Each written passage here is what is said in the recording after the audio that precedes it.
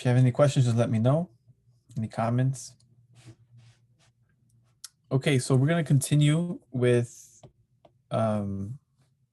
inverse trig like we left off last time. We talked about arcsine, we talked about arctangent, and we talked about arccosine. Or these are all inverse functions of our trig functions, right? So now we know what they look like, the graphs. We know what angles they produce. And last time we left off on simplifying them, right? So let's continue a bit of that. Let's continue with simplifying trigonometric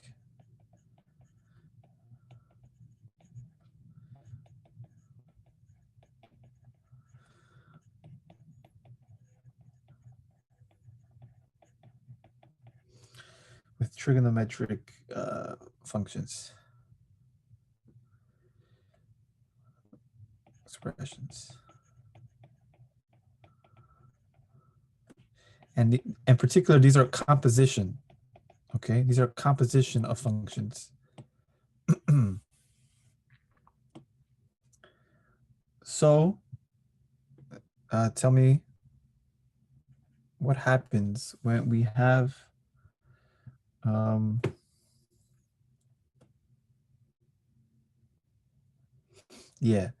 what happens when we have cosine inverse, for example, of cosine of 5 pi over 6?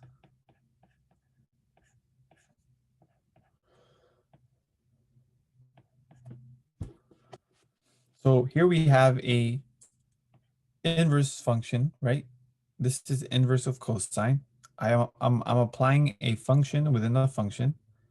My inner function is cosine of an angle, and I'm doing cosine inverse. So we know that cosine and cosine inverse, they are inverse functions, and therefore they cancel each other out. Well, actually, let's make this not 5. Oh yeah, let's leave it 5 pi. So what happens when I apply this?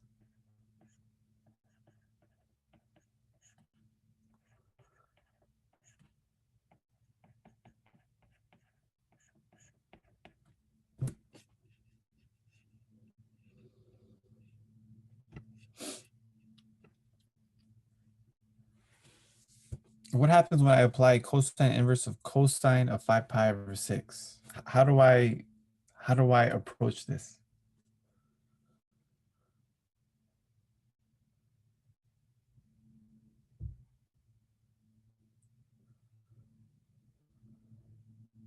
All you get is decimals. Yeah. So, okay, Felipe, but try. You don't need a calculator for this. I know you're tempted to use a calculator, but you don't need one.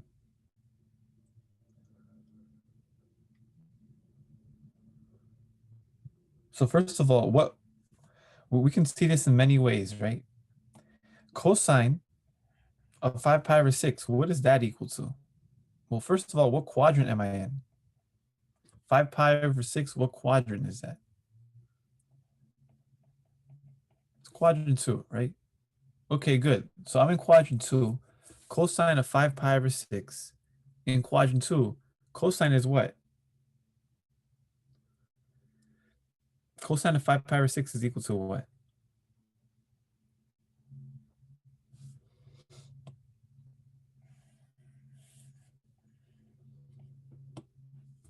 Anybody? So 5 pi over 6, right? If 150 degrees, yes. So what's cosine of 150 degrees? How do you do cosine of 150? So this leads me to saying that cosine of 150 degrees, right? But what is cosine of 150 degrees? You know how to evaluate this? We have to look at the reference angle, right? What is the reference angle? Isn't that 30 degrees? And because 150 degrees is in the second quadrant, cosine is negative in the second quadrant. This is negative. And what's cosine of 30 degrees?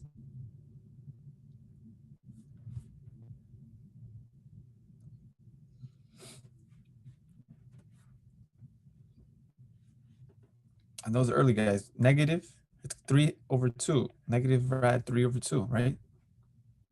Thank you, Tiffany. And then, so if I know that, right, then I'm going to take cosine inverse of that.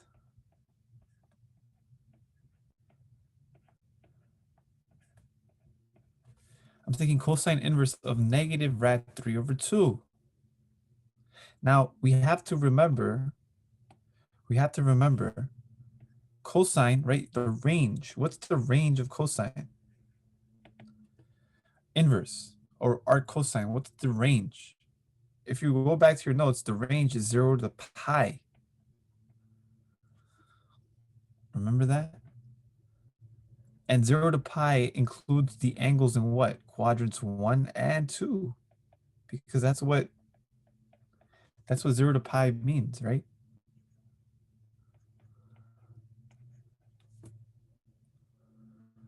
It includes angles 1 and in quadrants 1 and 2. Cosine is negative in quadrant 2. Cosine is positive in quadrant 1. So the angle that I get out here for this number here is an angle in the second quadrant that gives me this number. So for example, if I do this, right? If I do this here, cosine inverse of -3/2 equals theta. That's one way you can interpret this. You can rewrite this as the following. Cosine of theta equals negative rad 3/2. So now the question becomes, what angle for cosine gives me negative rad 3/2? This has to be, because I am using cosine inverse, and I only produce angles from quadrant 1 or quadrant 2, I must be, so this must be in quadrant 2. And what's the angle? That gives me a negative rad 3/2 in quadrant 2. It's exactly the angle that I started with, 5 pi/6. So theta, in this case, my answer,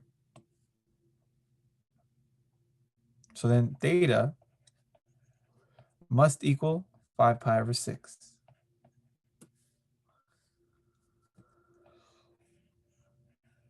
In other words, cosine inverse, cosine, they cancel one another out, and I'm left with 5 pi/6.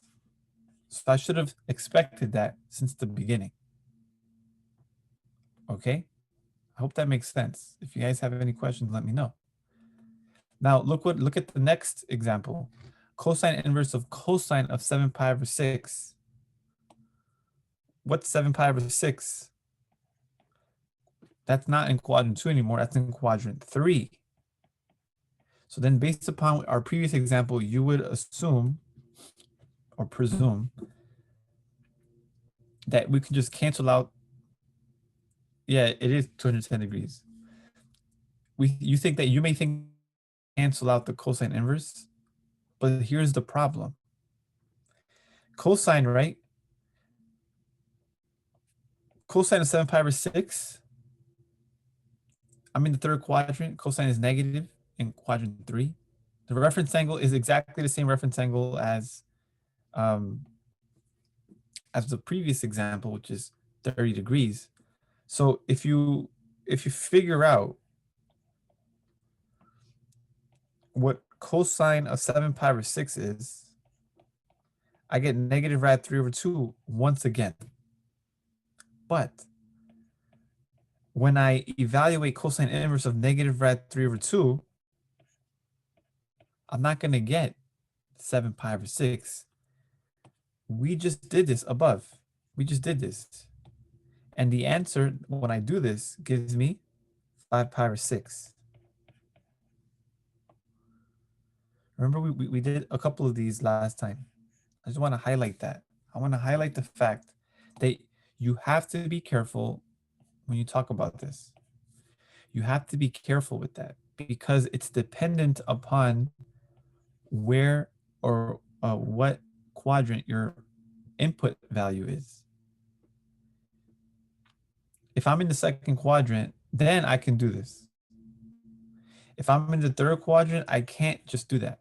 Why not? because the range of cosine inverse is not the whole quadrant 1, 2, 3, 4. It has a specific range, right? My specific range, or the specific output values, the specific interval for angles that I can produce when I use cosine inverse is between 0 and pi only.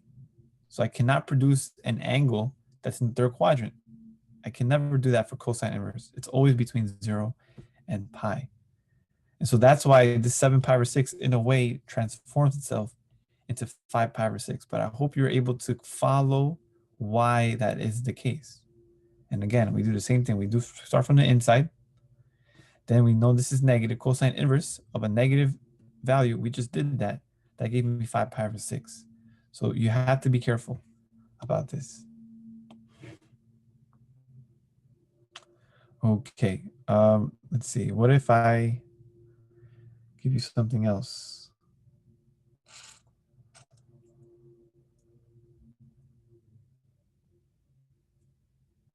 Yeah. What if I give you something like this?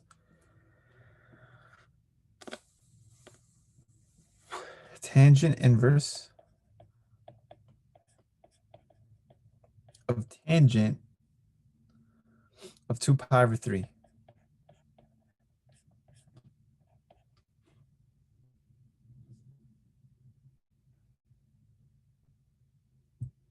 So the best way to do this is to go from within and then take care of the outer function. So take care of the inner function first, and then take care of the outer function. That's just like the safest way. So tangent of 2 pi over 3, again, I always want to know what quadrant I am currently in. So what quadrant am I in? 2 pi over 3, I am in the second quadrant. You can also think of it as 120 degrees. And what is tangent of 2 pi over 3, or 120 degrees? Remember how we do this? Tangent. So I'm in the second quadrant. Tangent is negative in the second quadrant. And what's the reference angle? My reference angle, say it again. Thought I heard something. My tangent, my reference angle is pi over 3. And what's tangent of pi over 3?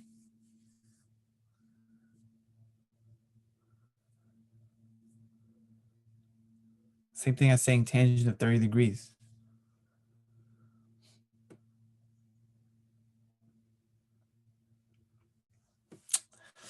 Tangent of 60 degrees, guys, tangent of pi over 3 is negative rad 3.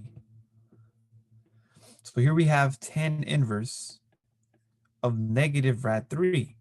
But remember, recall the range. What's the range? Do you guys remember? What's the range for tan inverse? Remember when we did that last time? What is arctan? What is arctan in between?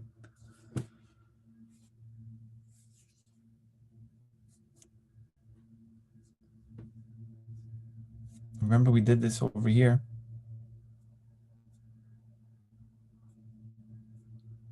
We restricted the domain for tangent. Right, Tiffany, you're right.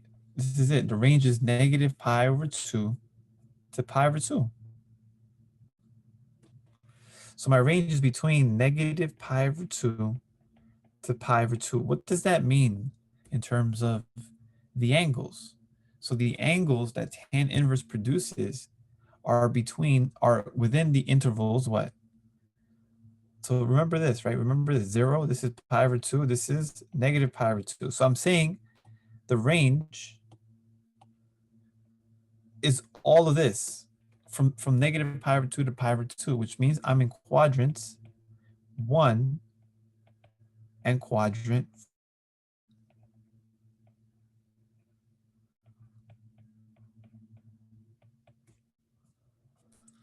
Okay, so what does that mean as well? That means that my angle that I'm going to produce when I do tan inverse of negative rad 3 means that I'm going to have an angle in quadrant 4 because quadrant 1 is when my values here are all positive, right? Tangent is positive. So again, if you don't understand this, try to interpret it this way. We know that tan inverse of negative 3 produces an angle.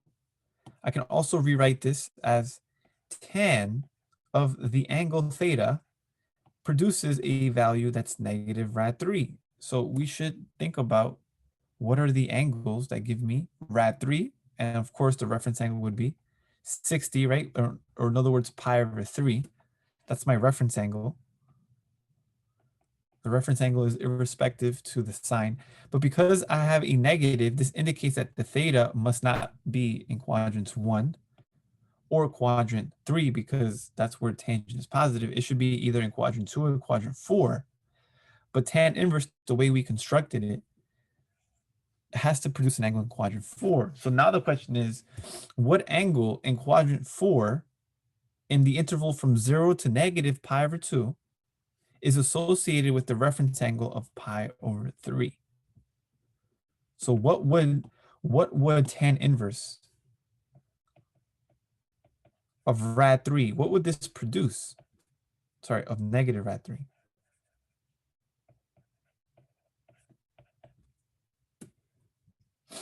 Again, it's the angle in quadrant 4 from 0 to negative pi over 2, whose reference angle is pi over 3. So tan inverse of negative rad 3 would be what? Negative 60. That's right, Tiffany, that's right. Which in this case, we wanted in radians, it would be negative pi over 3. And that's the answer. So you have to be mindful of the range, the angle where it is in the quadrants, that all is affected. So tan inverse of tan of 2 pi over 3 is not 2 pi over 3 as you may feel like you can just cancel out. You can't just do that because of the angle and where it is in the quadrants. So this produces negative pi over 3. Okay. I hope you all follow this line of reasoning. So you have to know your range for the arc, for the inverse trig functions. You have to know. Okay, so now what if we mix it up? What if we say tan of, for example, sine inverse of a half?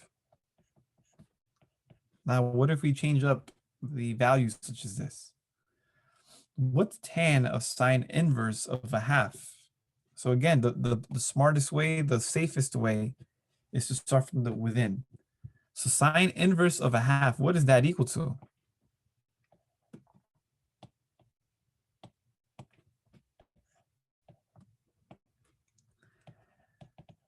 Sine inverse of 1/2.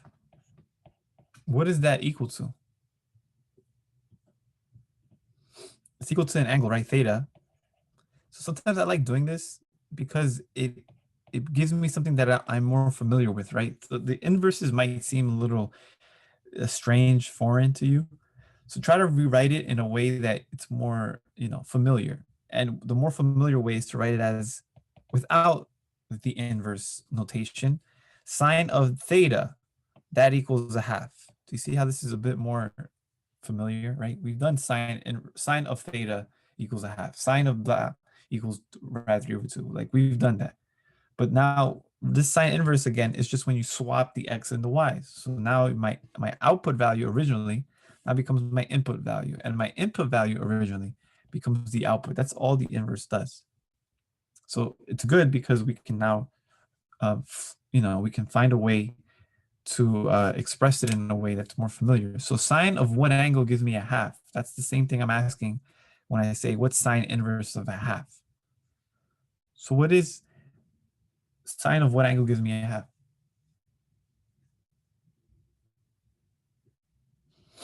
Pi over 6. That's right. So what does that mean? That means that this equals pi over 6. So then what am I really evaluating for tangent? Tan of pi over 6, right? Sine inverse of a half becomes pi over 6. So now I'm asking, what's tan of pi over 6? Or in other words, what's tangent of 30 degrees? Tangent of 30 degrees equals. So you have to know that table that we drew a while ago, probably like maybe a week or 2 weeks ago. You have to know the values for those reference angles. So this is one of them. Tangent of pi over 6 is rad 3 over 3.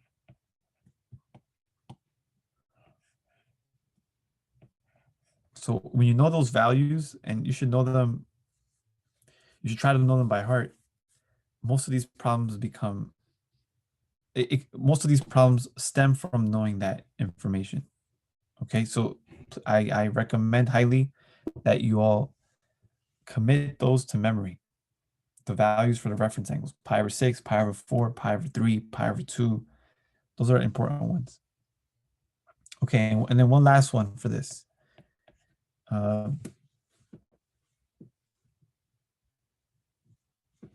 about like something like cosine sine inverse of rad 3 over 2? It's kind of the same idea, right? So I want to know sine inverse first, right? I want to know what the inside is first, because we start from the inside out.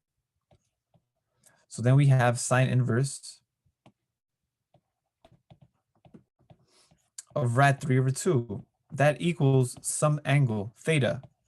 Or in other words, sine of this angle theta equals rad 3 over 2.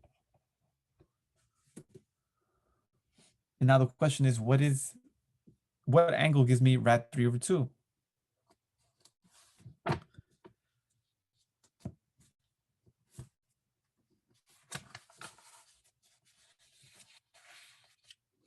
$30. $30? Are you sure? Be careful. Sine of 30 is a half. Right? It's 60 degrees. Sine of 60 is rad 3 over 2, but we want it in radians, of course. And so theta will have to be pi over 3. So now this becomes cosine, and the inside becomes pi over 3. What's cosine of pi over 3 now? Now we flip it on cosine. We went from sine, now we go to cosine. Cosine of 60 degrees is, or cosine of pi over 3 is, again, you have to know these values. You have to know. So it's 1/2. So cosine of sine inverse of rad 3 over 2.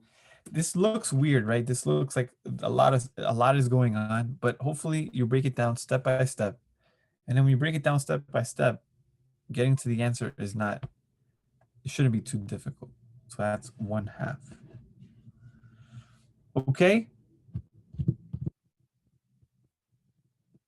Right. So we talked about inverse trig. We've talked about their graphs. We talked about their characteristics, the range particularly. And now we started to evaluate compositions of them. But now let's continue with inverse trig and see how useful it is. See how applicable it could be. So in particular, we want to find angles. So the usefulness of inverse trig is finding angles. That's what we're going to be interested in now. Usually we would be interested in finding the length of sides based upon or the dimensions of a right triangle. Now I want to find the angles. Finding angles in a right triangle.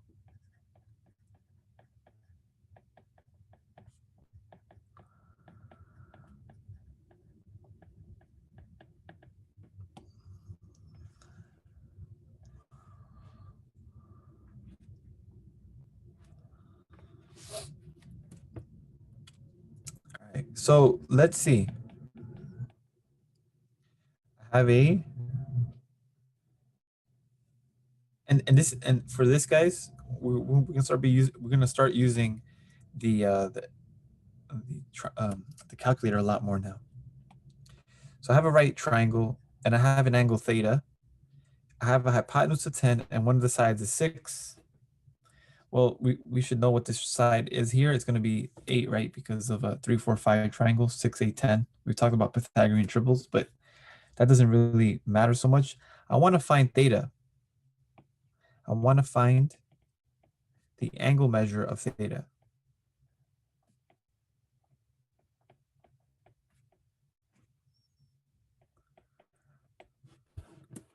So how do we find the angle measure of theta?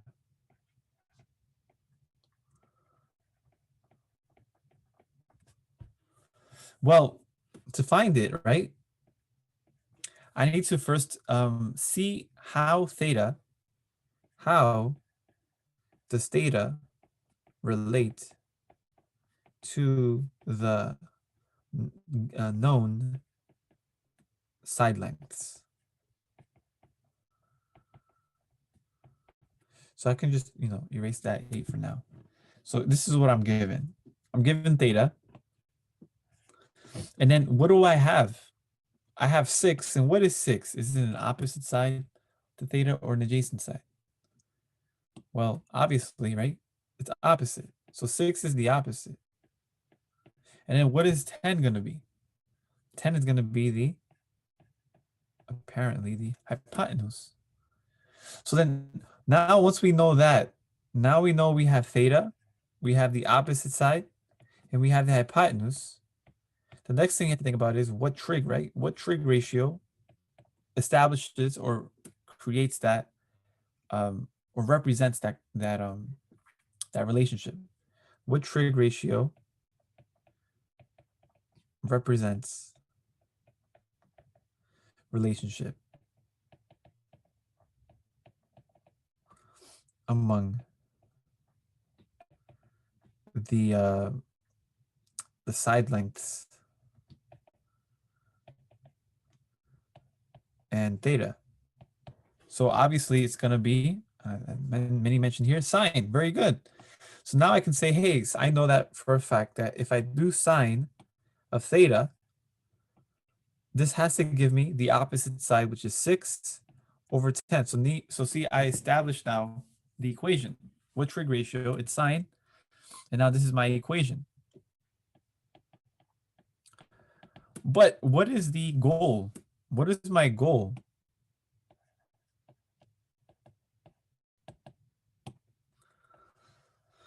My goal is to find the angle measure of theta. So far, I have sine of theta is 6 over 10. So then how would I find theta? What would I need to do? I would have to rewrite this somehow, right? And of course, you can break this down, right? To you can reduce this to 3 over 5. So it's really sine theta of 3/5, same thing. But how would I represent now theta? What would I have to do to get theta alone? And again, we're under the topic of inverse trig, right? So that's good, Tiffany, right? You want to find theta using inverse sine. So then what's theta going to equal?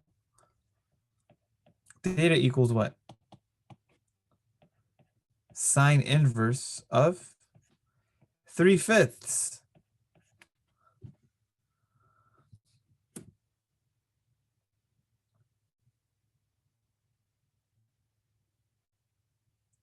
And so now here, we don't have a nice, there is no nice whole number angle that gives me, when I plug in for sine, that gives me 3/5. There is none.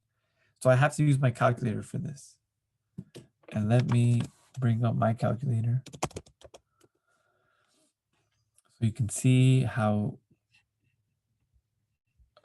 let's see. So I'm gonna share my calculator screen with you. If you have one, please follow along. It shouldn't be, you guys should understand what's going on with this. Hold on, let me just change back to function. Okay, so one thing you always want to keep in mind is what mode you are in. Currently, I am in the radian mode, and I will also change it to the degree mode. But right now, let's just do radiant, and I go back to the home screen. I clear this away. Okay, so now I want to do sine inverse, so I do second sine because I want to use sine inverse. So right above, you have this blue text, right? And this is sine inverse, so I have to do second sine. And then I do 3/5. So let me do this. I like putting it as a fraction here, 3/5.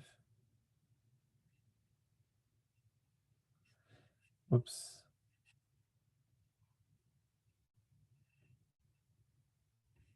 All right, so I have sine inverse of 3/5. And when I enter it, my answer, theta.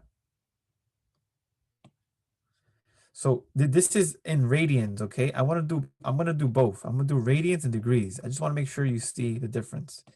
So I have theta is approximately 0.6435 radians. Okay, this is in radian world. Now I'm gonna go to my mode and change it. My mode, my angle measurements. I'm gonna change it to degrees. So I'm gonna highlight degrees, and I'm gonna do the exact same thing. I'm just gonna copy this, and look what I get. I get a different answer, but just make sure you understand why is it different. It's different because I have different units. And so in degrees this type, in degrees, and this degrees is a bit more, I guess, familiar for us, right? It's hard to be like, yeah, this is 0.64 radians. And we like, yeah, I know what that means. That's hard to do for us. But when you say, hey, it's 36 degrees, you're like, oh, it's roughly 30 degrees. And I kind of know that it's a small acute angle. So theta is approximately 36.869 degrees.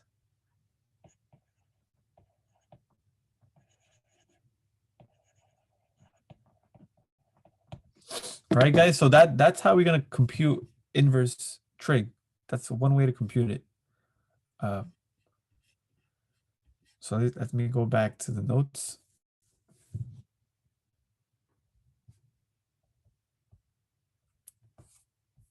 So here we go. Theta, in this case, it's approximately 36 degrees, or if you want radians, it's 0.6453. But the idea is we want to find theta now. Given a triangle, I want to find what theta is, and it will depend upon what sides I know.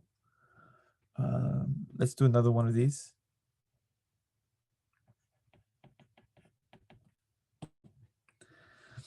What if I have here?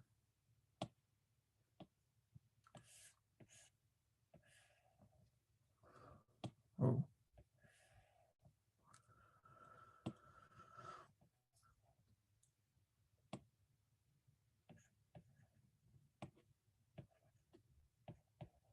So what if I have this right triangle?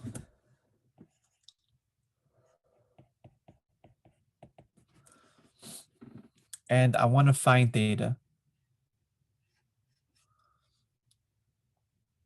Okay, so Chen, so for these from now on, we're gonna do just in degrees. Okay, so I will specify what unit I would like theta to be in.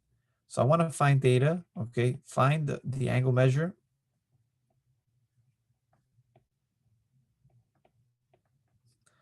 of theta in degrees.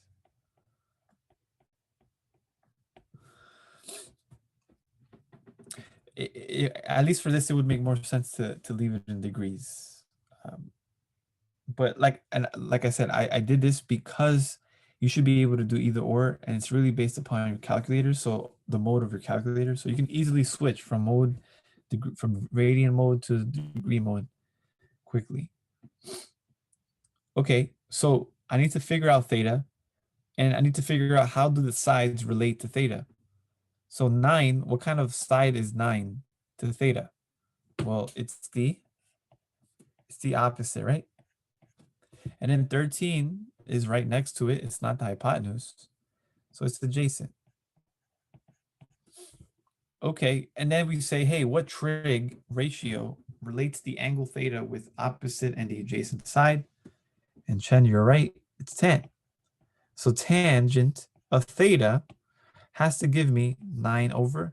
13. So that's the relationship between theta 9 and 13. Tangent of theta equals 9 over 13.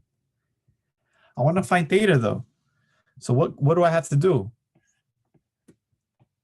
I say theta is equal to what? Tan inverse of 9 over 13. And then what do? You plug in your calculator. And you should be able to plug in your calculator now. I'll do it again. Oops. So I clear, boom. I do second, tan, and again, I am in radian. I'm in angle, degree mode. So make sure you know what degree you're in. And I do 9 over 13.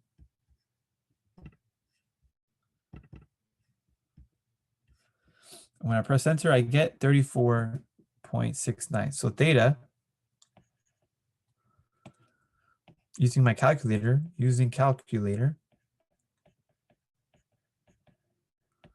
theta is approximately 34.69 ... degrees. And so far, and as of this moment, that's as far as we go with using inverse trig. That's as far as we go.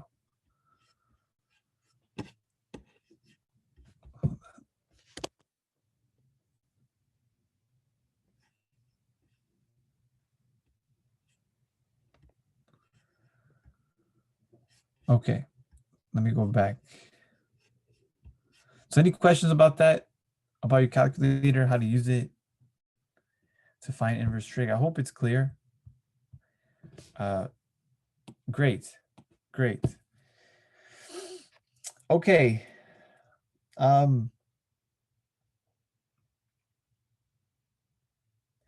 Now I want to do a bit more of these kind of things where you evaluate, right?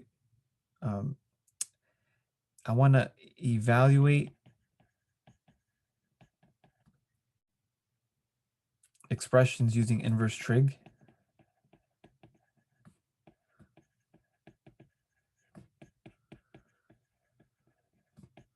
So I want to kind of go back to what we were doing, but I want to make sure you guys know that you can use your calculator. The only problem is when you want to find exact value, your calculator won't help you. Because you get decimals, right? You get decimal when it should be a rad 3 or something. You should get a rad 2. So those numbers are exact when you have it in radical form, but the moment you put in your calculator, it's an approximation. And we were doing this we were doing this before this kind of finding the angle stuff. We were doing this here, but now I'm going to give you something a bit different here. If I got cosine of sine inverse of 4/5, okay, we're gonna do this thing again, but we're not gonna use our calculator for this. We could use it, and it will still work, but there are gonna be other ones that may not necessarily work so well. Okay, so cosine of sine inverse of 4/5. How do you deal with that? Again, we start from the inside. And then what do we say? We say that sine inverse of 4/5 must equal angle theta.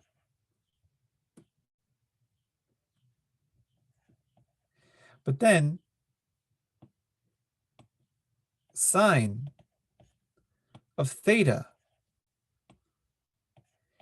equals 4/5.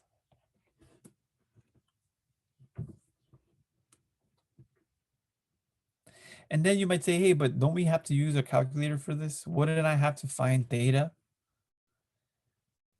by plugging in sine inverse 4/5 in my calculator? Find theta and then apply cosine to that angle to find what the answer is?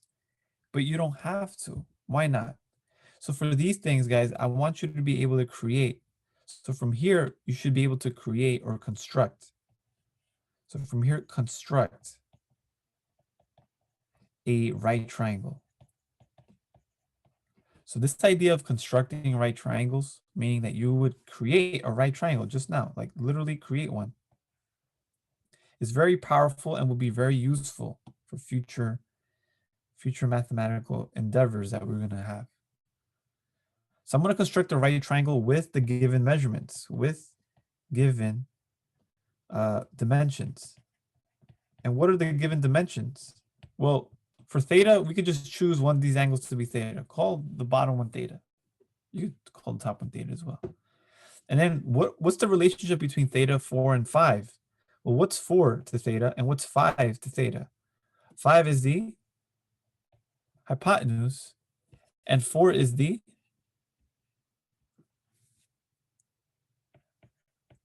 opposite side. So now I can create a right triangle as such. The opposite side is 4 and the hypotenuse is 5. So then what would be that missing side? We have a 4 on one angle. We have on one side, we have the 5 that has the hypotenuse. And so that missing side would have to be what?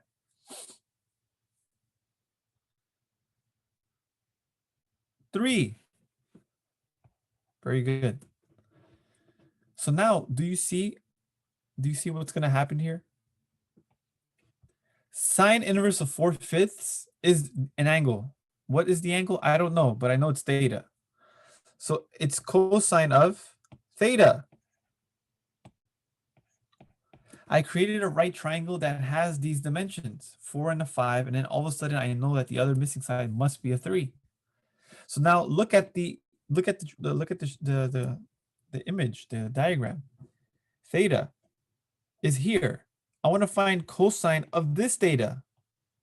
So cosine of this theta would have to give me what? Adjacent over the hypotenuse side. What's the adjacent side to theta? It's 3. And what's the hypotenuse? 5. And that's my answer. So cosine of sine inverse of 4/5 produces 3/5. How do we know? Well, we broke it down from the inside. We rewrote it as an expression. We created a right triangle from that expression, found the missing side, and now we can find eventually what we're looking for. So that's going to be the idea behind this.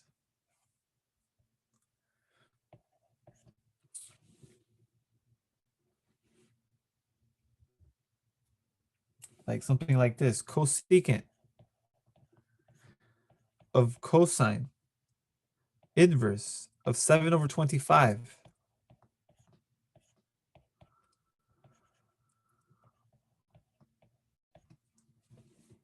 Same idea.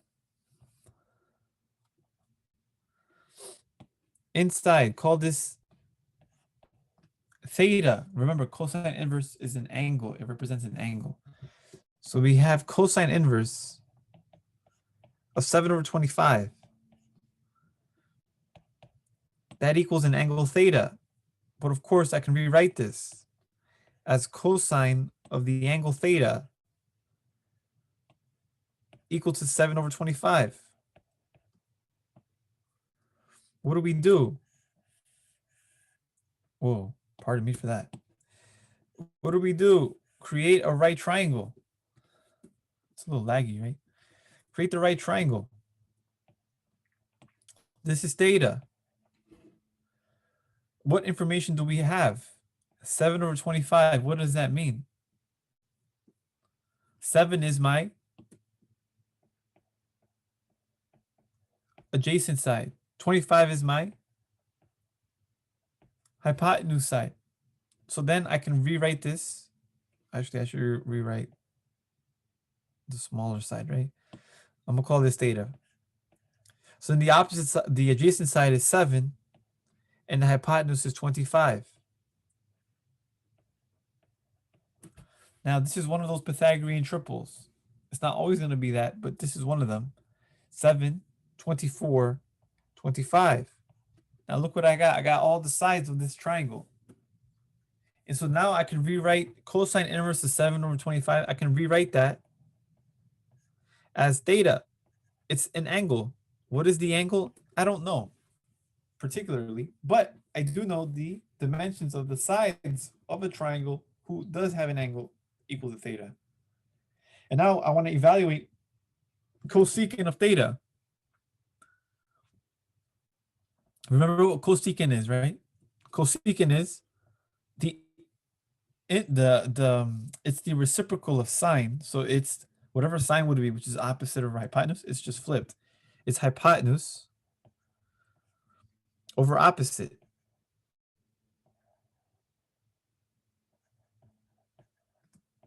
Now, what's the hypotenuse? 25. And then what's my opposite side? 24. And so my answer is 25 over 24.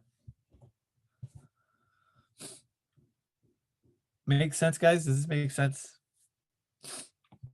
Constructing this right triangle, again, constructing this right triangle, being able to do so, it will be very useful as we continue with this. Okay, I'm gonna give you one last one. What if I have cotangent of sine inverse of 2/3? What's cotangent of sine inverse of 2/3? Look at the inside again. Sine inverse of 2 over 3. That gives me some angle. What is that angle? Not sure yet. Do I really need to know what the angle is itself? Not really. Sine of theta equals 2/3. That's an equivalent way of writing the inverse version. I can write it as sine theta equals 2/3. Then what do? Right triangle again. I create a right triangle.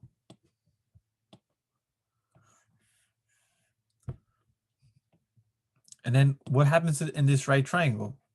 I have theta somewhere. The opposite side, because this is the opposite side, 2, and the hypotenuse, 3, right? I got 2 and then 3.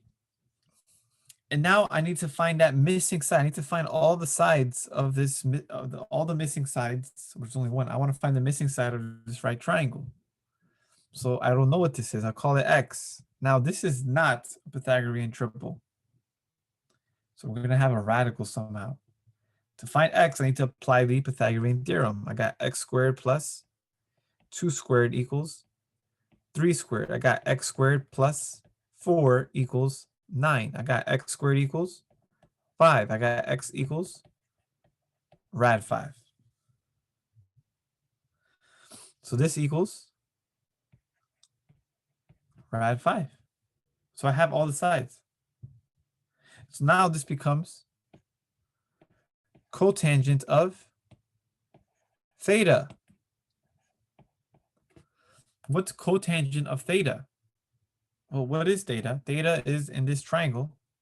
And now all I do is visually observe what are the side lengths in relation to cotangent and theta.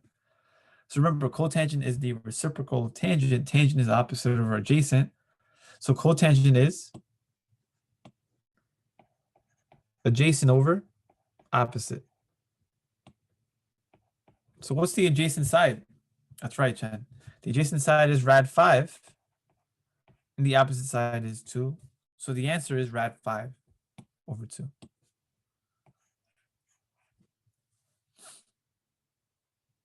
Okay, guys, so I hope you guys are starting to become more comfortable with inverse trig. Inverse trig is very useful, extremely useful, very necessary, especially when we talk about applications of trigonometry.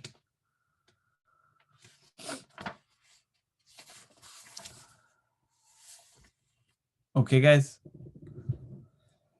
All right. Any questions? Any comments? Anything at all, guys?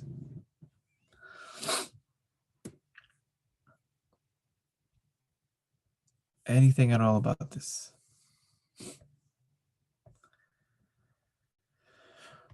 Okay. So let's apply some more applications to this. So applications.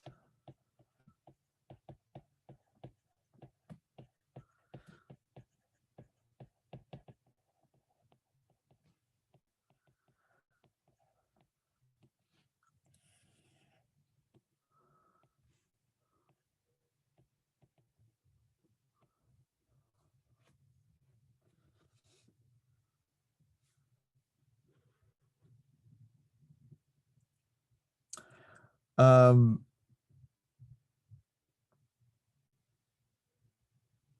okay, something very straightforward. Let's start with something very straightforward. A 96 foot tree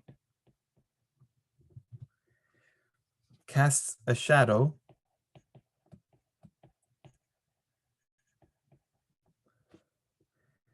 that is 120 feet long.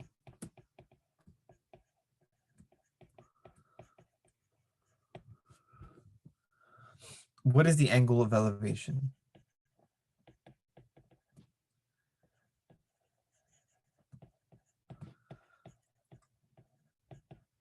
of the sun?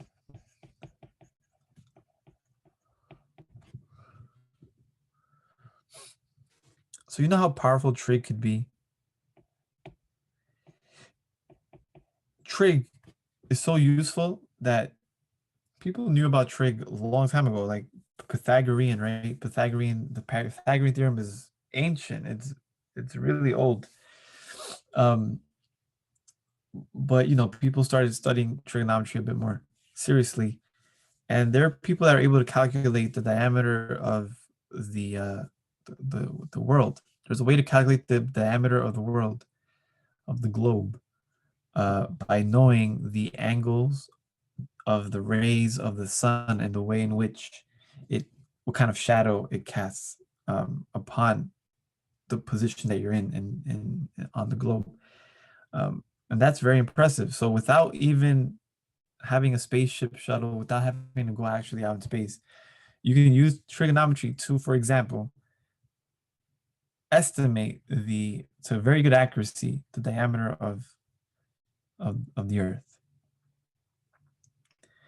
That just gives you like a little glimpse into how applicable trig is, especially when we deal with physics, for example. Trig is everywhere to be found. So here we have a scenario where we have a tree, right? So we can just draw a tree. I can't draw, guys, so don't mind me. So we have this tree here, and this tree is huge. It's 100, it's 90, not 100. It's 96 feet high in the sky. And then we have, oh, I should move this. Sorry, I should move this. Because what we have up here is the sun with its rays of light, right? And the sun with its rays of light produces or casts a shadow. It casts a shadow of 120 feet, right? Is that what it says? Is 120 feet long. So this shadow here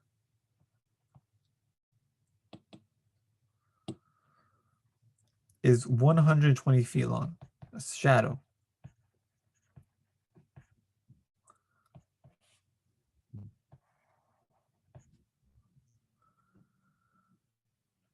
Now the question is, what is the angle of elevation? So then if a lot of this, guys, is drawing very straight lines. That's all it is. It's drawing straight lines.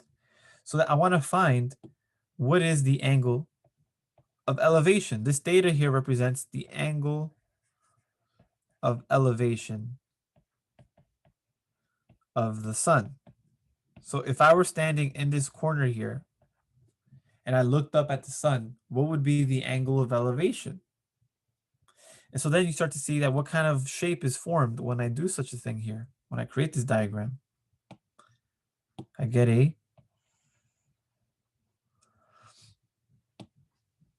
well, I appreciate that, Felipe. It's not that bad. What kind of shape do I get? I get a lovely right triangle. Again, we're assuming a lot. One of them we're assuming is that uh, we're assuming that the tree is directly proportional to the ground. So a lot of this stuff, right, is based upon assumptions. But here we have it. We have a right triangle. So what our task will be is to try our best to have the word problem be deconstructed so that we have a right triangle, because we're going to need a right triangle somehow. So look at the right triangle. We have theta, we have 96, and we got 120. How is 96, 120, and theta? How are they related? In what way can we relate them?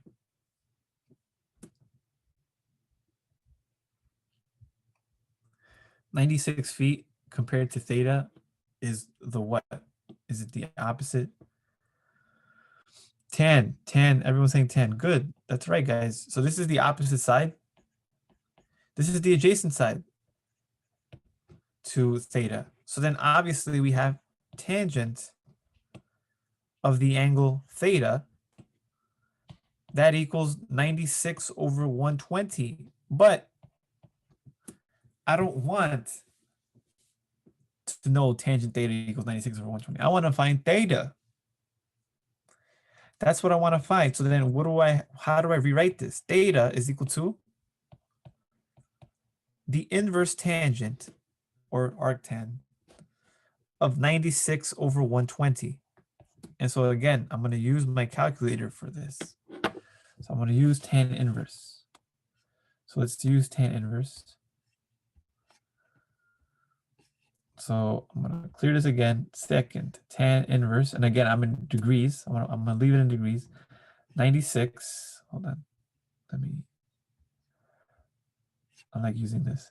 96 over 120.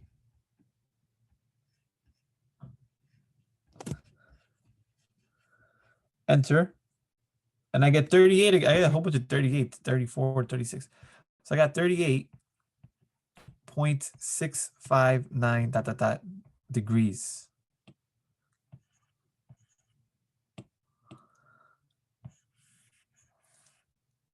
Okay. Cool, right? We're able to find the angle measure of the angle of elevation of the sun based upon the shadow length and the height of the tree. So the angle elevation of the sun is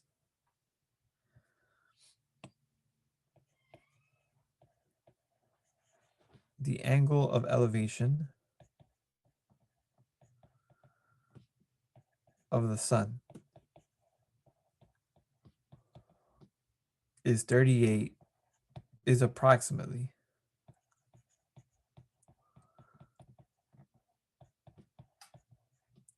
38.7 degrees. Done. Does that make sense? Of course, this is one of the simpler examples, but I hope this becomes intuitive. Something that you kind of like, yeah, that's exactly what it would be. The way we approach such a problem, we would try our best to create a right triangle so that we know the sides, we know the angle that we're looking for, and all we have to do is figure out what is the equation that relates, what is the trig ratio that relates all those given sides to one another, and then we use inverse trig. It is rad or degree mode. In this case, it's degrees. So for this, I'm doing degrees. So it depends upon the context, of course, right? What mode you're in. And in this context, I want degrees. Okay.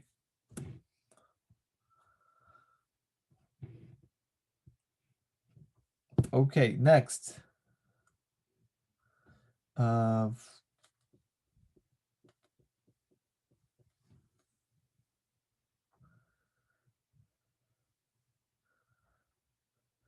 Yeah, what if you have, so we can do, there's so many different examples. What if we're flying a kite? Okay, so I'm flying a kite. So I am flying a kite.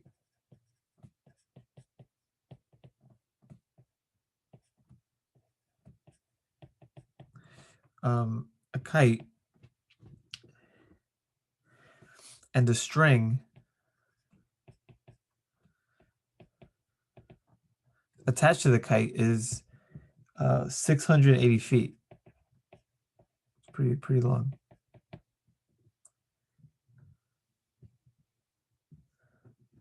And then the kite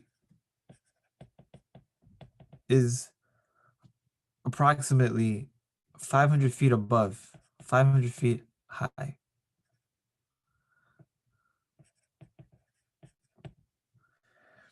The question is, what is the angle that's made?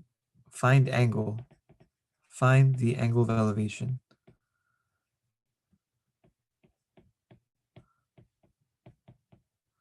of the kite. Okay, so here we have a scenario. I'm on the beach somewhere. And then I'm flying a kite. So this string here is, and you have a little kite here.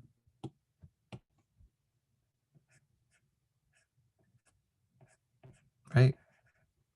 And you're flying up and having a fun time, frolicking with a kite. And approximately, if you draw this straight down, right, it should be perpendicular. This is 500 feet above. 5 feet above ground level, right? This is ground. And what I want to figure out is the angle measure that's made. So this is what I'm going to do, okay? I'm going to extend this parallel line, create a right angle here. And this is my theta. This is theta, what I'm looking for. I'm looking for theta. And I know that the length of this is 680.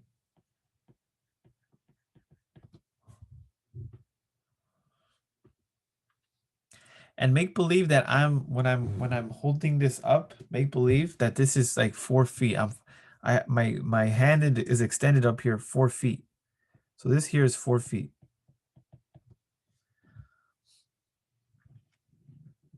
How would I find theta?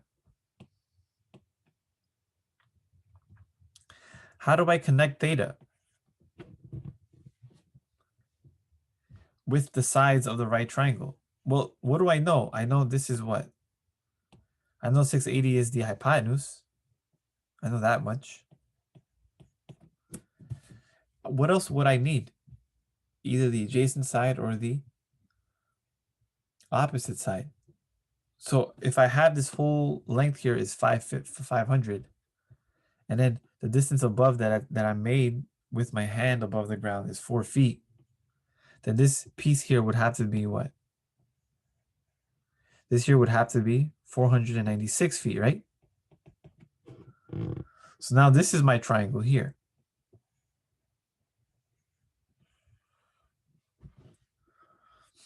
And what do I have? I got the hypotenuse along with the opposite side.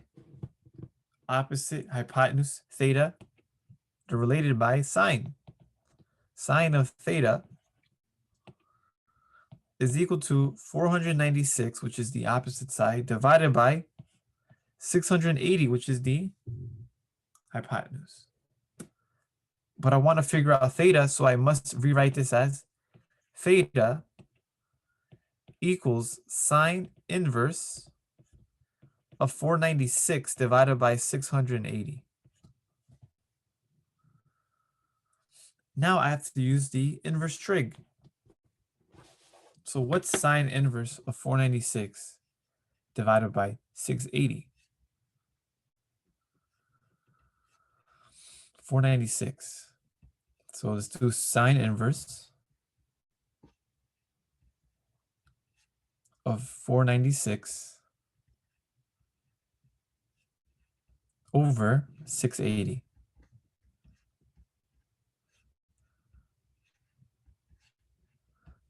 Again, this is in degree mode, and I got 46.837. So 46.837 degrees. That is theta.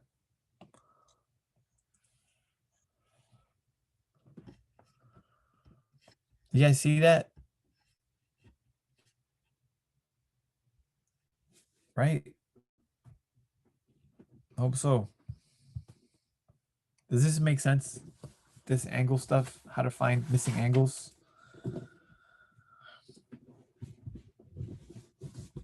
Very useful information, technique, procedures. Inverse trig is essential. Is essential, especially for applications in the real world, because we care about angles a lot, actually. Especially when we had to talk about like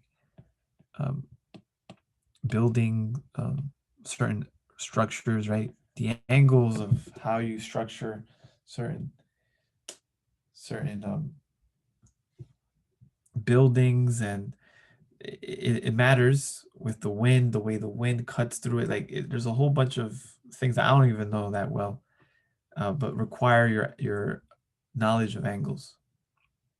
Like the way bridges are suspended, the way foundations are created. It's all based upon how the force is distributed, and angles is a huge thing, a huge component of understanding how to do that. Okay, great. Great. So we're still continuing our way into trig. Trig is a huge part of this class. It's a huge part about precalculus. You see this in Calc 1, Calc 2. And there's a lot to talk about for trig. So just quickly, we went through the trig ratios. We went through Pythagorean identities. We went through how to find, reference angles. The unit circle, we discussed the way sine and cosine and tangent, the graphs, how they look. And then we went into the world of inverse trig, and we're going to stay here for a little bit further. So now I think we're ready to talk about two different laws. Okay, so there's two laws about trig that we need to now look at.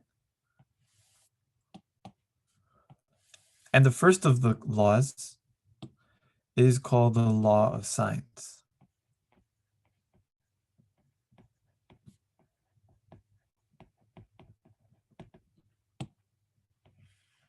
So this is one of the laws that we will look at and use and apply. It's called the law of sines. So the law of sines is the following. Okay, so if you have given a triangle, and this is my triangle.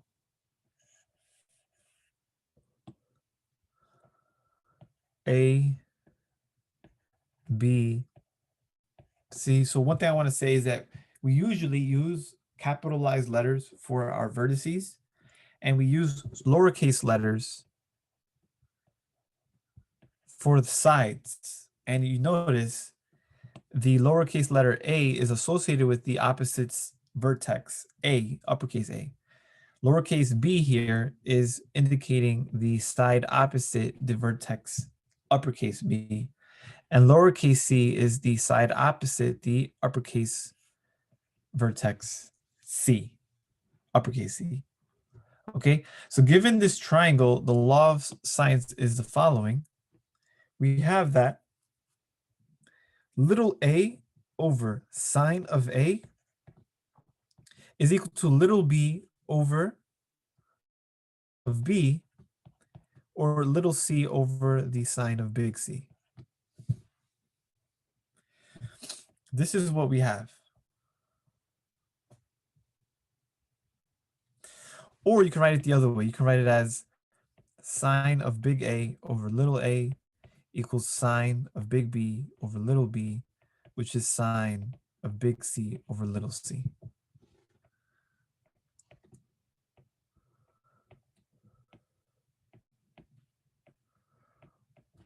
Makes sense? Well, right now you don't know where it came from, but this is the law of sines. So it's one of these representations. So this is pretty cool. This is pretty cool because this is true for any triangle. I don't care what triangle you give me. And I don't care what angles I have. And I don't care what sides lengths I have. I know for a fact that when I have this kind of ratio between the opposite sides and sine, they are all the same. It's equal.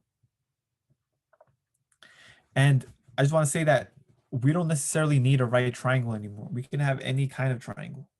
So I know up until this point, we've been using a lot of right triangles, right triangles, right triangles.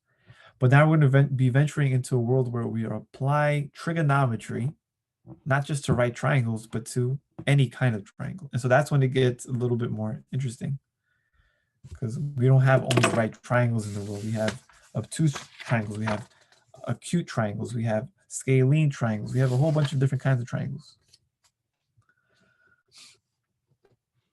So let's see this in action, okay? So I'll give you an example here.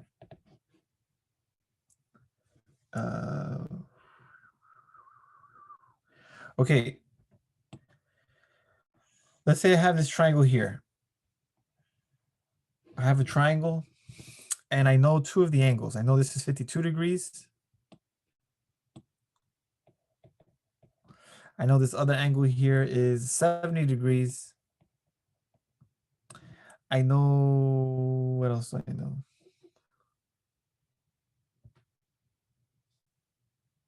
I know this side here is 26.6, 26.7.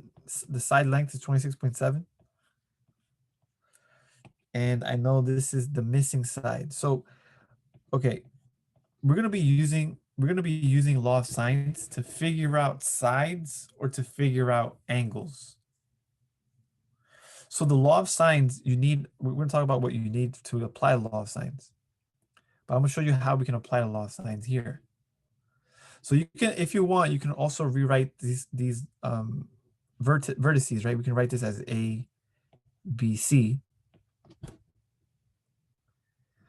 And so we have the side opposite B. So we should try to figure out what is B. We can figure that out, right?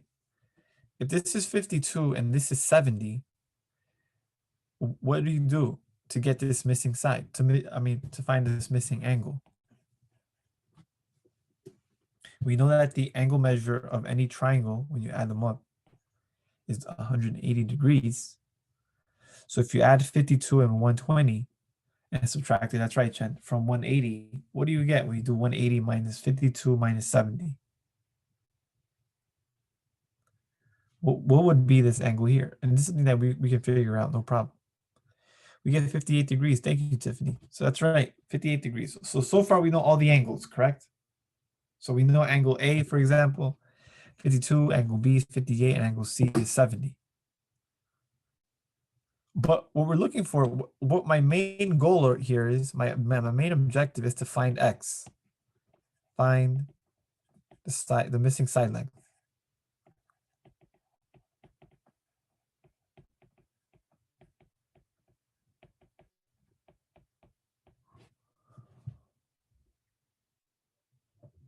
Now, how do we proceed?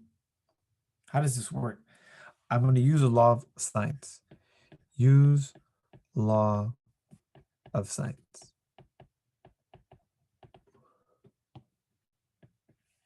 To use the law of sines, I need a pair of angle with opposite sides. I need two pairs.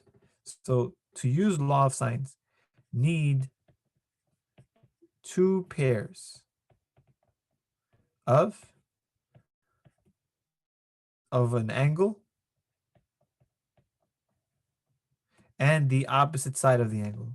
The opposite side to the angle.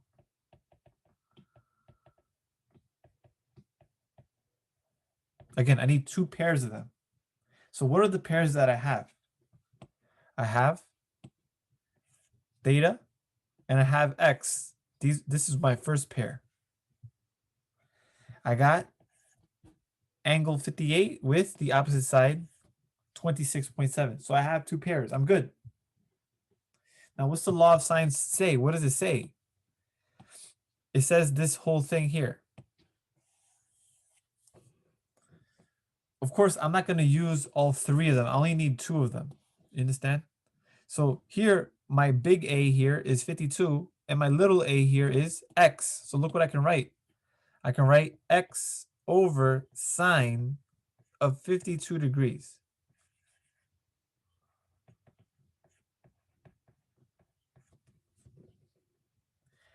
Then I'm going to equal that to little b. What is little b? That's the sine opposite big B. Big B is 58, little b is 26.7. So look what I got. I got 26.7 divided by sine of 58 degrees. This is my setup.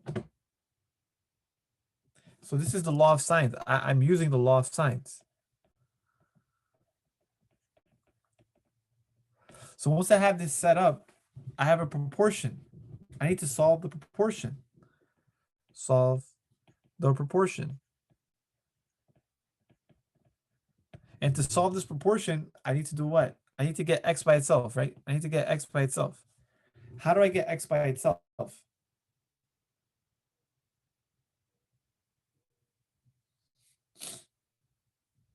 Well, I have sine over 52 in the denominator.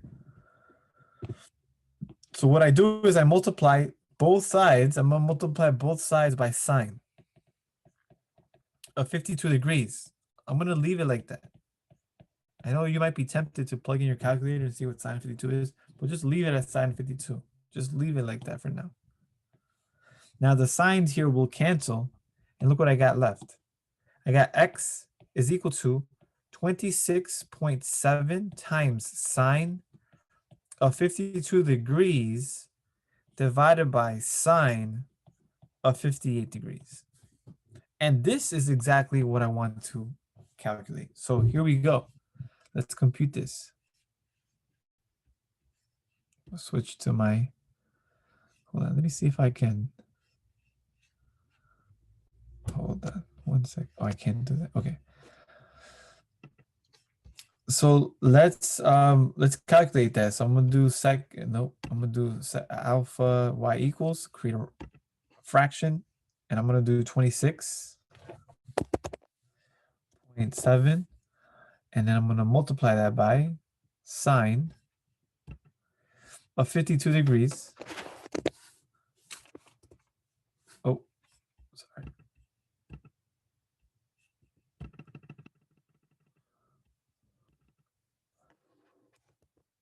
52 degrees divided by sine of 58 degrees.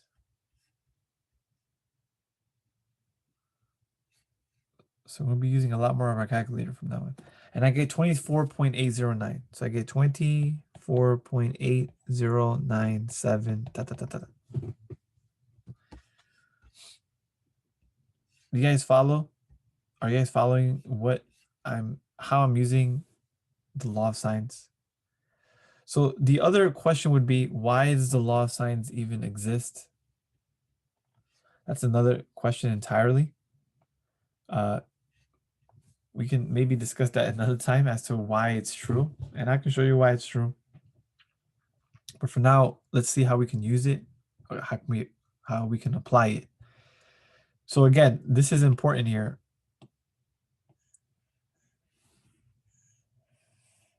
Understanding how we use, or what's the requisite, what is the requirement to use the law of sines, you need two pairs. And the key word is two. You need two pairs, an angle with the opposite side to the angle. So if you have two of those, you're good. And even if one of them is unknown, you're still okay. All right. So now if we have two angles, one side is known, the other side is unknown, you can use the law of sines for any triangle. It doesn't have to be a right triangle. For any triangle, you can figure out what the side is. And you see, this is very powerful because it's not just, trig is not just applicable to right triangles only.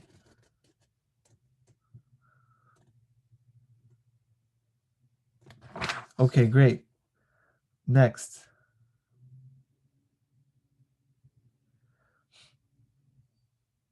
So this is a scenario where you have a missing side. So this was the missing side. But you can also have scenarios when you have a missing angle instead. So here we go. What if I have something like this? Here, I got theta. I have 120. I have side here at 45. And I got the side here 36. So, do I have a pair of angle with their opposite side? So I do.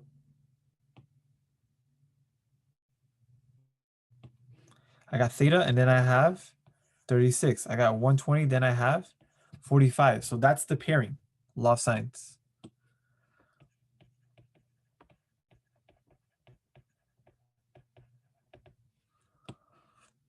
What does the law of sines say?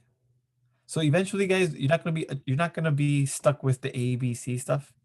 You're just gonna say the opposite side of this angle, the opposite side of this other angle. That's all it is. So it's gonna be my little a, if you want to say my little a, is 45 divided by sine of the opposite angle, which is 120 degrees. This equals 36, which the opposite side will have to be theta. So I got this step here.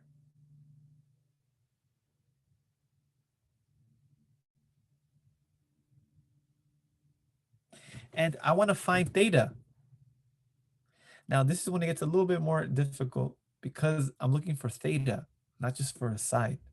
So if you see here, this is more straightforward because I don't have to do that many steps. Set up the proportion, solve for x, put in your calculator, and you get the answer. This one I have to massage the equation a bit more. I want to get theta at the end to be theta equals blah, blah, blah. Right now, there's a whole bunch of fractions, and theta is within sine. Okay, so first I need to do what? The first order of business is to cross multiply. I want to cross multiply. Why do I cross multiply? Because I want to get theta no longer in the denominator. So that becomes what? That becomes 45 sine of theta equals 36 sine of 120 degrees. And sine of 120 actually is easy. You don't need a calculator for this. You should know, right, guys? What's sine of 120 degrees?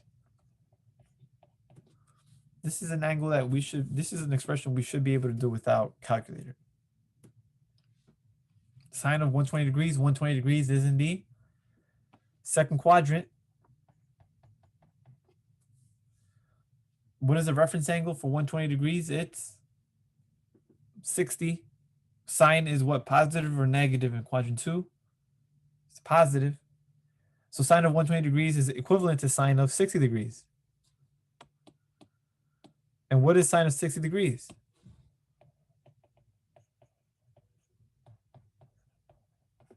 Rad 3 over 2. So I can rewrite this as 45 sine of theta equals 36 times rad 3 over 2. But 2 goes into 36 18 times. So I got 18 rad 3. This is 45 sine of theta. Again, I'm looking for theta. So I need to get rid of the 45. Get rid of the 45. And I got that sine of theta equals 18 rad 3 over 45. And if you want, you can reduce this further, right? The 19, you can divide this by 9, and you get 2 rad 3 over 5. That equals sine of theta. And what do I want again? I want theta. So what do I have to do? Rewrite this as what?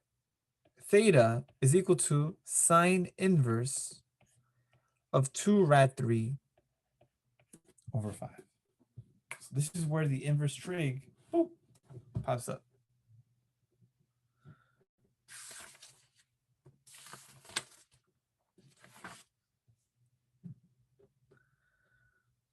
Okay?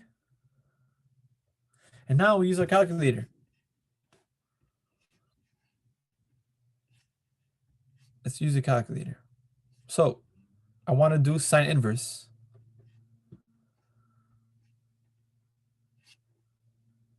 And I want to use it over 2 rad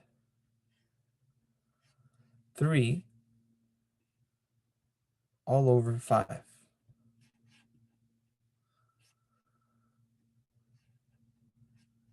Enter. I got 43 degrees. So theta is 43, approximately 43.85 ... degrees.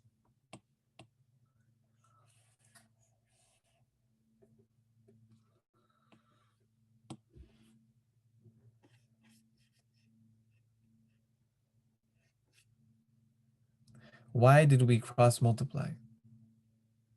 Good question. We cross multiplied because law of sines, right? The very nature of the law of sines is setting up a proportion, which just means I'm setting up a fraction to another fraction. Now, the reason why we cross multiplied was because my variable that I'm looking for is in the denominator. I don't want it to be in the denominator because ultimately what I want to happen is that I want theta to equal a certain value, which is exactly what I want, which I got, right? So when you cross multiply, what happens is the denominator multiplies to this numerator, the denominator multiplies to this numerator, and they're both now, there's nothing in the denominator any further. That's why I go from here and I go from to here. And now my variable theta is no longer in the denominator. So that step is great. But I still have to do a bit more work to find what theta is. Right? I need to divide out the 45 on both sides. And then once I have this stage here, sine of theta equals 2 rad 3 over 5, whatever that is, I want to find theta. Use my calculator because theta is equal to sine inverse of 2 rad 3 over 5, which is the reason why we even consider inverses now, because inverse sine, inverse trig gives us the angles that we sometimes need to figure out. And you have a very handy dandy calculator that can do those kind of operations, inverse trig. As you can tell, this 2 rad 3 over 5, I don't know any angle off the top of my head to be like, yeah, that's 43.85. I can't do that personally, but your calculator can.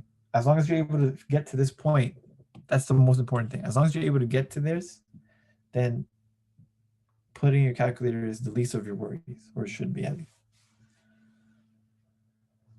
Okay, so I hope that makes sense with the cross multiplication. All right. Any questions? Any other questions?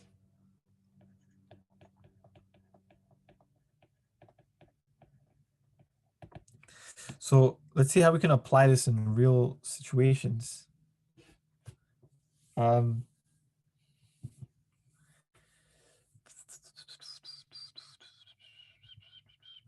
Yeah, so this is when things can get real interesting. Real interesting really quick. Okay, so what if I have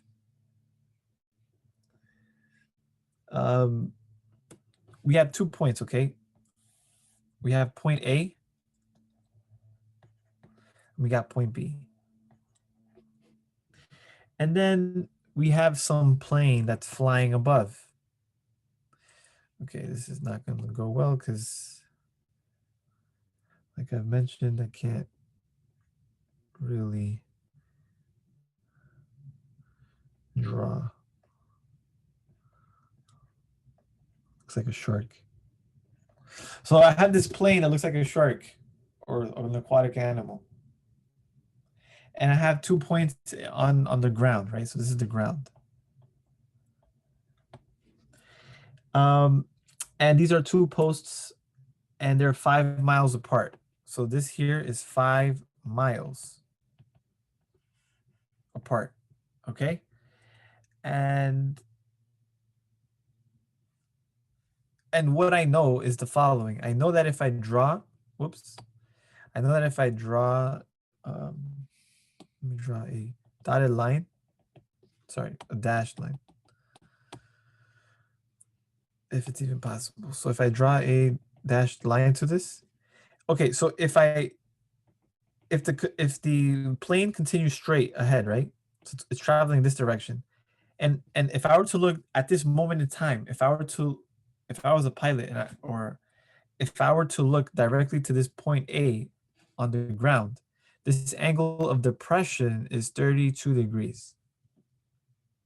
And if I do the same exact thing to point B, this angle of depression is 48 degrees. So all I have are 2 angles of depressions, right? So remember we talked about angle of depression? Angle of depression is just the angle that you look downward, right? Did we talk about this? An angle of elevation is when you look upward. I don't know if we've ever mentioned this. Have I ever mentioned this? I feel like I don't think I have, right? Oh, I have. Okay. Yeah. Okay. So angle of depression, right, is the angle that's made between the straight eye level or ground level, right? And then you look downward. So what is that angle that's created? That's the angle of depression. The angle of elevation is the angle that's made between your straight eyesight, right? 0 degrees, and you look above. And that angle is the angle of elevation. So all we have are these 2 angles. We have the distance between A and B. And I want to figure out the following. I want to find the following. So the first thing I want to find is the distance between the plane. So find the distance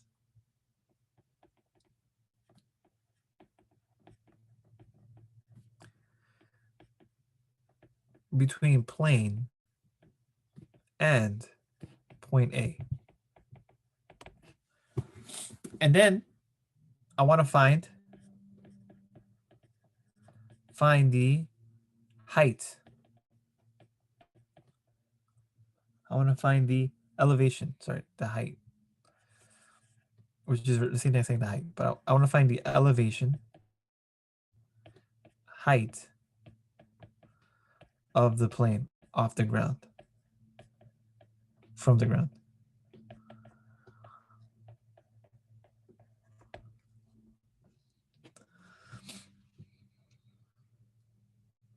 So what would make sense for us to do is to create this triangle. It's not a right triangle,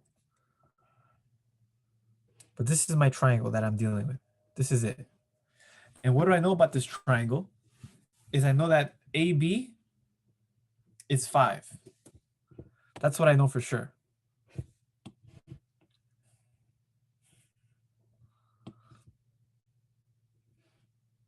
So let me see, what is this? So this here is 5 miles.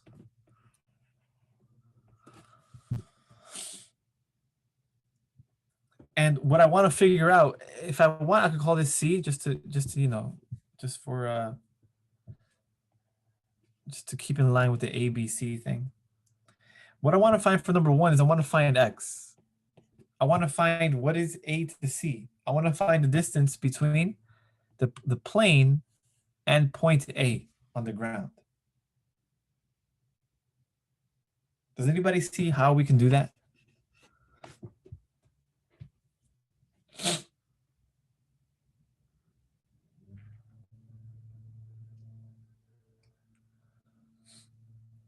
So there's certain assumptions that we're making.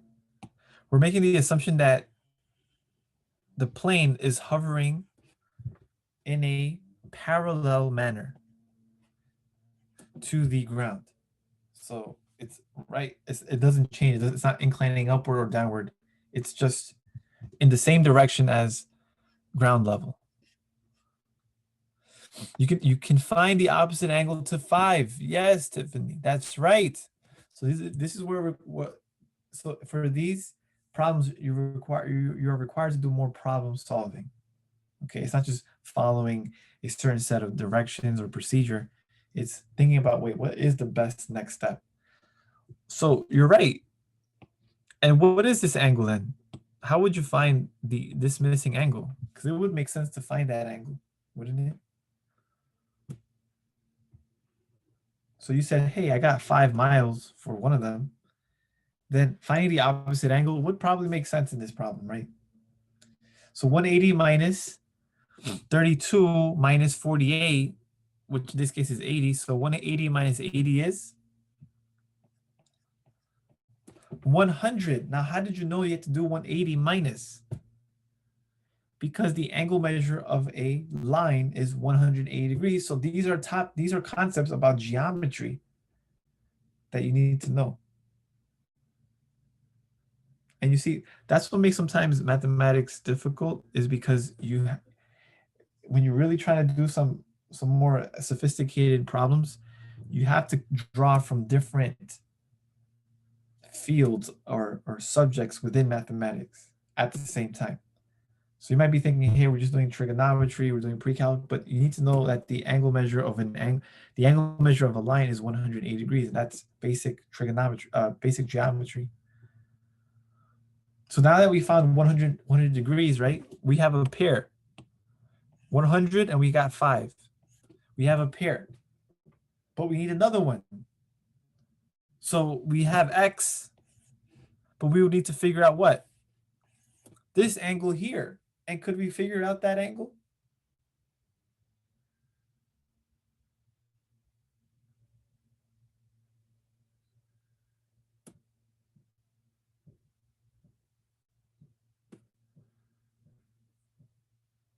And so this is what I just said. We need to know basic geometry for this. And one of those things that I don't know if you remember when you took geometry, or if you took geometry, if you have two parallel lines, such as the one that we have here, so go back to your geometry days. When you have two parallel lines and they're cut by a transversal,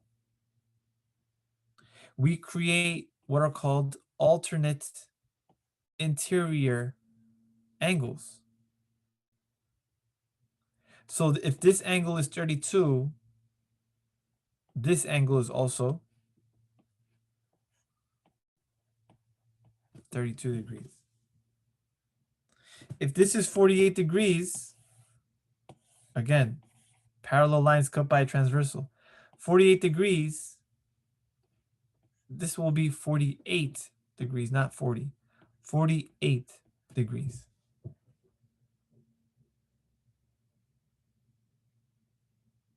You see that?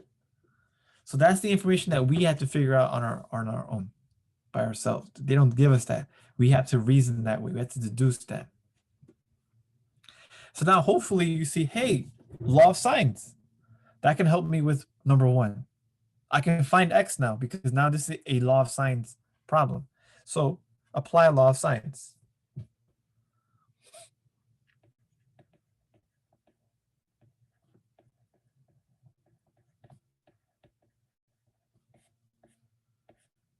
So what's the law of sines tell me? It tells me that if I have a side divided by the opposite angle,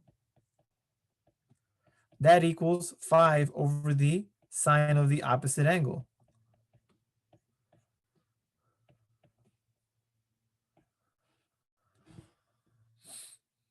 And now I want to find x. So I got x over sine of 48 degrees equals 5 over sine of 100 degrees. But I want to get x by itself. So I must multiply by sine of 48 degrees. Multiply that by sine of 48 degrees.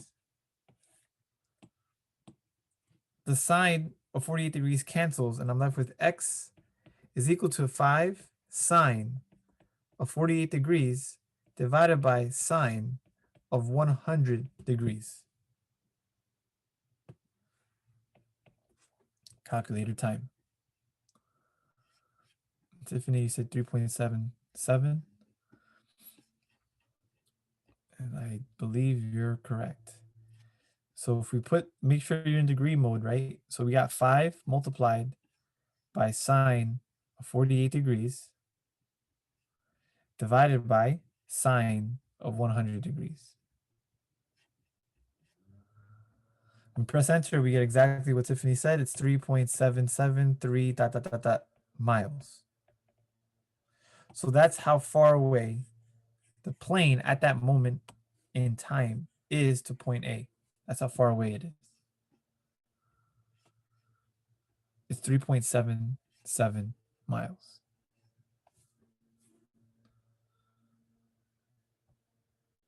You see that? Isn't that cool? You can figure these things out now, guys.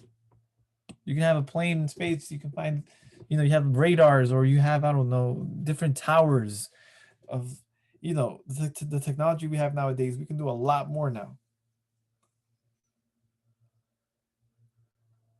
But based upon certain angles, based upon certain distances, we can figure out in real time. We would be able to figure out, hey, this is 3.77 miles away directly, if it was a direct flight to it, you know? And that's how, you know, we calculate time. That's how Google's able to calculate, oh, how fast does this go from this point to this destination? Like, all of these things are embedded within a lot of the programs that you guys use, that we all use on a daily basis. So great, we got 1. Find the distance between the plane and point A. We did it. Now I want to find the angle, or I want to find the elevation. I want to find how high is the plane above the ground at this point, given all these measurements. How would we do that?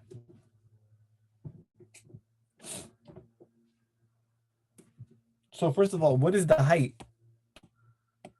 Let me just draw it. Drawing helps.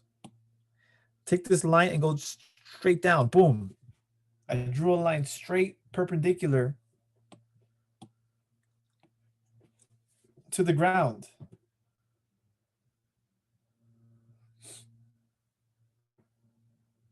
Now look what I have.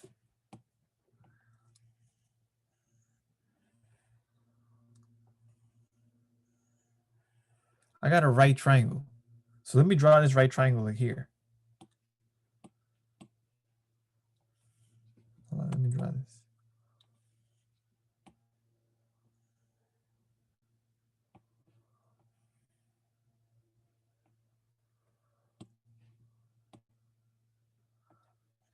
Right triangle. This angle here is 32 degrees. This is 3.773 for just for more accuracy, right? And I'm trying to find the missing side, the height. I'm trying to find the height.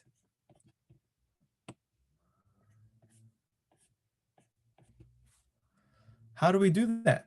Now that I know this angle is 32, this is h, and this is 3.773. What do we do to find the height?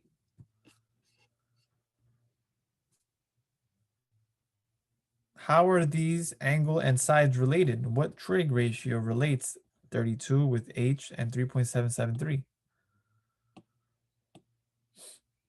32 degrees is what? Opposite. And this is what? Hypotenuse. So I can do what?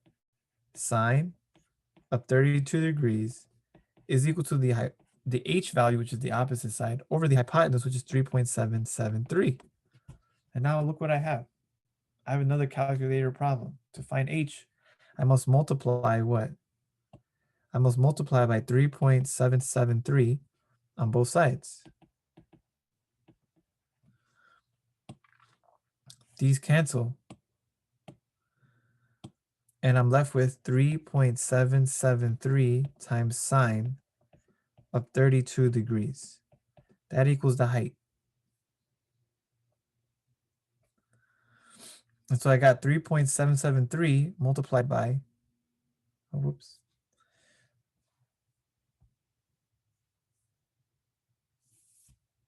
Yeah, let me put this in my calculator. So I'm gonna put this in my calculator.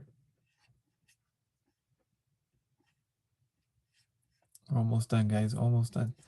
So my calculator, I'm gonna put 3.773 and multiply that by sine of 32 degrees.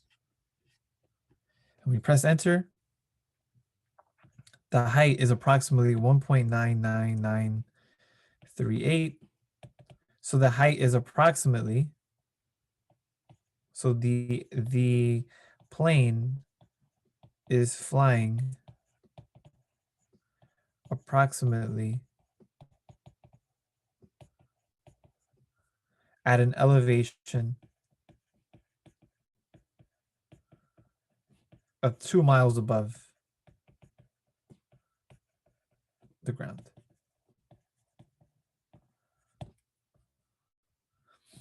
Let me put that, let me share back my screen.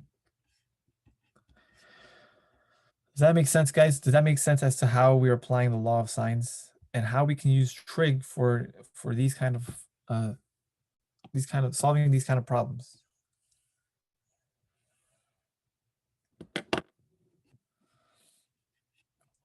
Make sense? Any questions?